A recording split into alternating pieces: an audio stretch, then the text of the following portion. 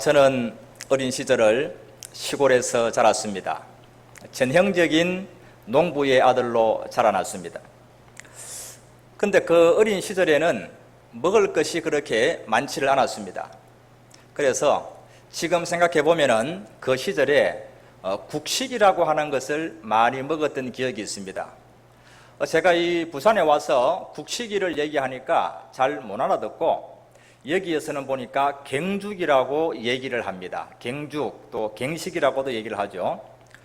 제가 살던 그 경남 합천에서는 국식이라고 그래서 김치라든지 또 콩나물 이런 나물들을 넣고 그 다음에 쌀을 조금 넣어가지고 이렇게 국을 끓인 겁니다. 밥알이 굉장히 귀하죠. 거기에서 이 밥알을 찾아 먹던 그런 시절이 있었습니다. 또 하나 어린 시절을 생각해 보면은 국수를 참 많이 끓여 먹었습니다. 그 당시에는 농사를 지었지만 벼라든지 보리는 다 이렇게 내다 팔고 국수를 많이 먹었습니다. 근데 국수가 그렇게 맛이 없어요. 그래서 어머니께서 국수를 이렇게 한솥 끓이면서 그 안에다가 라면을 한 봉지를 넣는 겁니다. 그 국수와 라면이 이렇게 섞여져서 끓여졌는데 라면이 굉장히 맛이 있거든요. 그 꼬불꼬불한 면발이 눈에도 띄고 그게 너무너무 맛있는 겁니다. 그래서 한 대접의 국수를 받아서 거기에 있는 꼬불꼬불한 라면 면발을 찾아서 먹던 그런 시절이 생각이 납니다. 참 어려웠던 시절이 있었다는 거죠. 그런데 그보다 훨씬 더 어려웠던 우리 부모님 시대, 그때는 촉은 목피를 양식으로 삼고 어렵게 살아가던 보릿고개 시절이 있었다는 얘기를 들었습니다. 참 어려웠죠. 그런데 오늘 본문에 보면은 우리 부모님 세대의 그 보릿고개만큼이나 어려웠던 극심한 흉년이 찾아온 때가 있었다는 겁니다. 애굽과 또 애굽만이 아니라 그 당시 야곱 일가족이 살고 있던 가나안 땅에도 극심한 흉년이 계속되었다는 것이죠. 바로의 꿈처럼 애굽에 7년 동안 어마어마한 풍년이 있고 나서 그 다음에 흉년이 7년간 계속되는 겁니다. 그 7년 흉년 가운데서 이제 2년째 되었을 때 야곱이 아들들을 불러서 이렇게 말을 하죠. 오늘 우리가 읽었던 창세기 42장 1절은 이렇게 시작을 합니다. 야곱이 애굽에 곡식이 있음을 보고 아들들에게 이르되 너희는 어찌하여 서로 바라만 보고 있느냐. 듣자 하니 저 애굽에 양식이 있다고 하니까, 양식을 판다고 하니까 너희들이 가서 양식을 사오느라, 그렇게 얘기를 합니다. 그래서 이 막내 아들 베냐민을 제외하고 요셉의 그 10명의 형들이 돈을 가지고 애굽에 양식을 사러 가게 된 겁니다. 그런데 애굽에 도착한 요셉의 그 10명의 형들이 곡식 판매소에 도착을 했는데 거기에서 전혀 예기치 않은 뜻밖의 만남이 이루어지는 겁니다. 바로 요셉과 형들이 만나게 된 겁니다. 그런데 그 장면에 대해서 오늘 성경은 굉장히 특별하게 기록을 하고 있습니다. 여러분, 오늘 본문 8절 말씀을 우리 같이 한번 읽어봅시다. 창세기 42장 8절 말씀 같이 봅니다. 요셉은 그의 형들을 알아보았으나 그들은 요셉을 알아보지 못하더라. 자, 요셉은 곡식 판매소에 앉아 있으면서 곡식을 사러 온 10명의 형들을 보는 순간 단번에 우리 형님이구나 알아봤는데 형들은 전혀 요셉을 알아보지 못했다고 얘기를 하는 것이죠. 여러분, 여기에서 우리가 중요한 한 가지를 알 수 있습니다. 가해자는 무관심하고 잊어버리지만 피해자는 그 상처가 깊이 남아서 그것을 잊어버릴 수가 없다고 하는 것입니다. 여러분, 형들이 요셉에게 준 그 상처, 형들은 다 잊어버렸습니다. 지금 22년이 지났거든요. 자기들이 요셉을 팔고 요셉에게 나쁜 짓 한 것을 물론 한 번쯤은 가슴 아파했겠지만은 다 잊어버리고 삽니다. 그러나 요셉은 지금까지 단 하루도 그들을 잊어본 적이 없다고 하는 것이죠. 여러분, 영화 가운데서 2007년도에 이창동 감독이 만든 밀양이라고 하는 영화가 있습니다. 이 영화 보셨습니까? 이 영화가 굉장히 큰 상을 받았죠. 이 배우가 전도연 씨인데 칸 영화제에서 여우 주연상을 받은 아주 대단한 영화입니다. 자, 이 영화가 우리에게 굉장히 중요한 것을 시사해주고 있는데, 참된 회개, 진정한 용서가 무엇인가, 그 의미를 돌아보게 하는 겁니다. 이 밀양이라고 하는 영화 줄거리가 대충 이렇습니다. 남편을 잃은 이신혜라고 하는 여인이, 전도연 씨가 이신혜예요. 아들을 데리고 서울에서 경남 밀양으로 내려옵니다. 자, 그런데 아들과 함께 피아노 학원을 하면서 정착하려고 하는데, 어느 날 웅변학원 원장이 이 아들을 납치하고 유괴를 해서 돈을 요구하는 겁니다. 자, 거기까지 좋은데 유괴해서 납치하고 진행하다가 그만 이 아들을 죽이게 된 겁니다. 살인하게 된 거예요. 이 사건을 다 알고 이제 죽은 아들 앞에서 이신혜는 너무너무 절망하고 완전히 넋이 나가서 정신을 잃어버리게 되는 거죠. 그렇게 몇 개월을 보내다가 어느 날 이 신혜가 길을 가는데 수요일 저녁에 교회에서 들려오는 찬송가 소리를 듣습니다. 그리고 그 소리에 이끌려서 교회를 찾아가게 되고 그날 밤에 그 자리에서 하나님의 은혜를 받게 되는 겁니다. 그리고는 결심을 하지요. 내가 예수님께 나도 용서받았는데 내 아들을 죽인 살인자 나도 용서해야 되겠다. 그렇게 결심을 하고는 교도소를 찾아갑니다. 그리고는 자기 아들을 죽인 살인자를 대면하면서 이렇게 말을 하지요. 처음에는 당신을 죽이고 싶었지만 나는 이제 예수님을 만났습니다. 나는 예수님의 사랑을 깨닫고 나서 이제 당신을 용서하기로 했습니다. 당신도 이제는 더 이상 죄책감을 가지지 말고 다 잊어버리고 예수님을 믿고 참된 평안을 누리기를 바랍니다. 그렇게 아들을 죽인 살인자 앞에서 신혜가 얘기를 한 거죠. 그런데 그때 그 살인자가 부드러운 미소를 지으면서 신혜에게 이렇게 대답을 합니다. 신혜 씨가 예수님을 만났다니 참 다행입니다. 저도 이곳 교도소에서 예수님을 만났습니다. 그리고 예수님께 내 모든 죄를 회개했습니다. 예수님께서 나의 모든 죄를 용서해 주셨습니다. 나는 지금 너무나도 평화로운 마음으로 평안하게 잘 지내고 있습니다. 그렇게 얘기를 하는 거예요. 그때 신혜는 망치로 머리를 한 대 얻어맞은 듯이 굉장히 혼란을 겪다가 길바닥에 쓰러지고 맙니다. 그리고는 그 길로 신앙을 버리고 이렇게 말을 하지요. 내가 용서하지 않았는데 누가 당신을 용서한단 말인가? 내가 당신을 용서한 적이 없는데 당신은 누구에게 용서를 받았단 말인가? 어쩌면 요셉의 형들은 요셉을 팔아버리고 요셉에게 범죄한 그것을 가지고 마음속으로 하나님께 회개한 적이 있을 겁니다.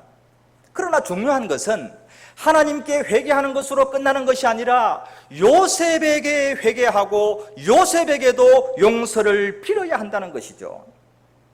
우리 현대 기독교인들이 가지고 있는 중대한 결함 가운데 하나가 무엇이냐 하면, 나와 하나님과의 수직적인 관계는 꿋꿋한데 나와 다른 사람들 간의 수평적인 사랑의 관계가 회복되지 못하고 있다는 것이에요.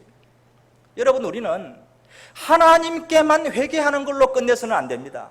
하나님께 회개하지만 내가 누군가에게 잘못을 저지르고 누군가의 가슴에 상처를 입혔다면 그 사람에게도 찾아가서 용서를 구하고 용서를 받을 때에 그것이 진정한 회개가 되고 하나님이 그때에 우리의 모든 죄도 용서해 주실 거라는 것입니다. 우리가 진정한 회개가 무엇인지, 참된 용서가 무엇인지 우리가 깊이 한번 돌아보아야 할 것입니다. 10명의 형들이 곡식 판매소에 들어서서 요셉인 줄도 알아보지 못하고 그들이 요셉에게 나아갑니다. 그리고 어떻게 합니까?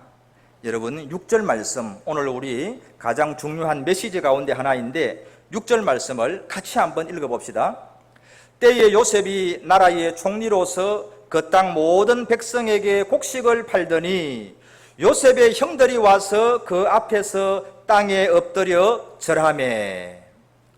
요셉의 형들이 와서 그 앞에서 땅에 엎드려 절하매. 여러분 이 말씀이 굉장히 중요한 말씀이에요.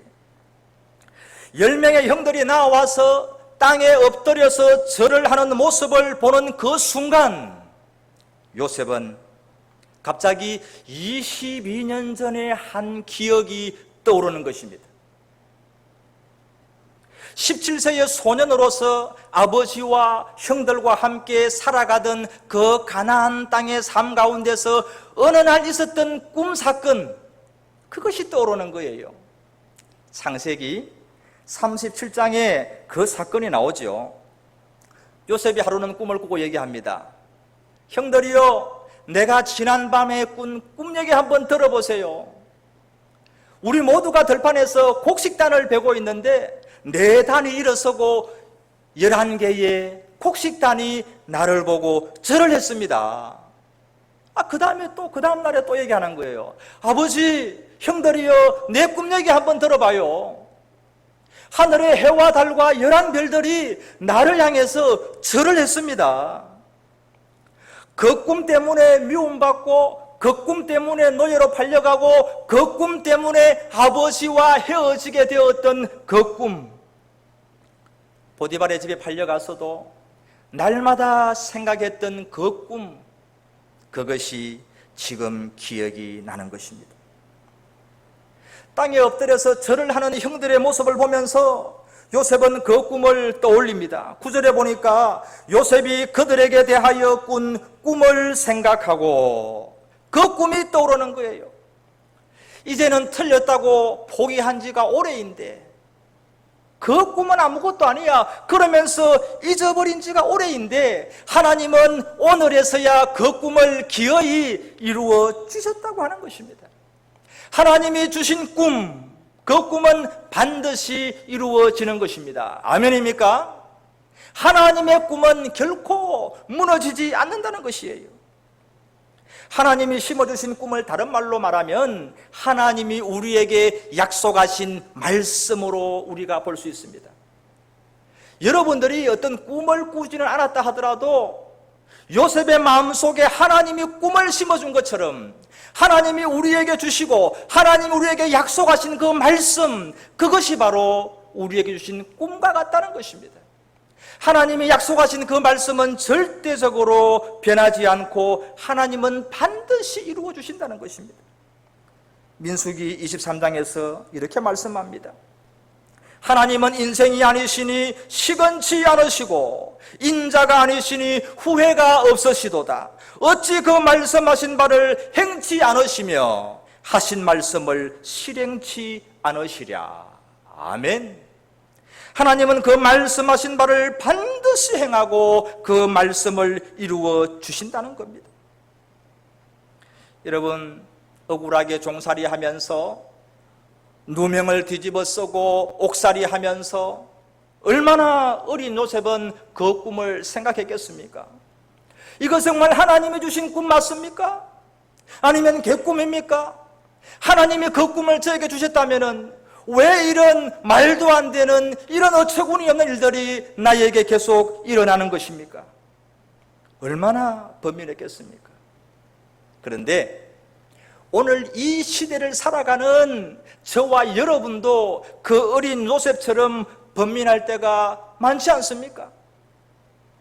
하나님이 정말 나와 함께 하시는 겁니까? 하나님이 정말 저를 사랑하시는 겁니까? 근데 왜 이렇게 일이 풀리지 않습니까? 왜 이렇게 저의 원대로 되지 않는 것입니까? 고난이 찾아오고 질병이 찾아오고 코로나 때문에 더 이상 희망도 없어졌습니다. 하나님, 정말 하나님은 나와 함께 하시는 것입니까? 그러나 여러분, 실망하지 마십시오. 포기하지 마십시오. 요셉의 꿈을 반드시 이루신 하나님은 하나님이 우리에게 주신 그 약속의 말씀을 반드시 이룰 줄을 믿습니다. 22년 만에 하나님의 때에 하나님께서 요셉의 꿈을 이루어 주신 것처럼 하나님의 때에 우리에게 약속하신 그 말씀을 반드시 이루어 주실 것입니다. 여러분, 말씀 붙잡고 산다는 게 그리 쉬운 일이 아닙니다. 누구나 아무나 가는 길이라면 좁은 길이라고 예수님이 말씀했겠습니까? 그러나 십자가의 좁은 길 그 너머에 하나님의 축복과 하나님의 영광이 있다는 것을 기억하시기 바랍니다. 하나님의 꿈은 반드시 이루어집니다. 하나님의 약속하신 말씀은 반드시 하나님께서 실행하실 것입니다.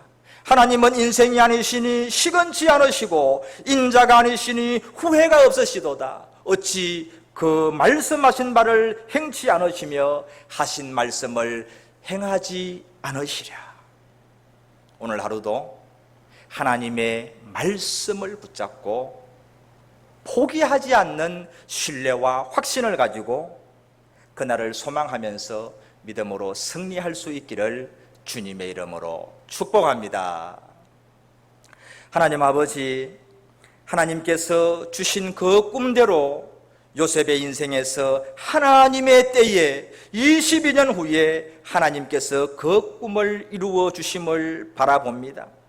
하나님, 우리가 인생을 살아갈 때 하나님의 때로 멀리 있는 것 같고 하나님이 말씀대로 나에게 이루어 주시는 것을 보지 못할지라도 우리가 실망하거나 좌절하거나 포기하지 말게 하시고 반드시 말씀하신 것을 이루어 주시는 그 하나님을 신뢰하면서 오늘도 말씀 붙잡고 믿음으로 살아가는 모든 성도가 되게 하여 주옵소서. 꿈은 반드시 이루어진다는 것을 믿고 확신하며 감사하는 이 하루가 되게 하여 주옵소서. 예수님 이름으로 기도하옵나이다. 아멘.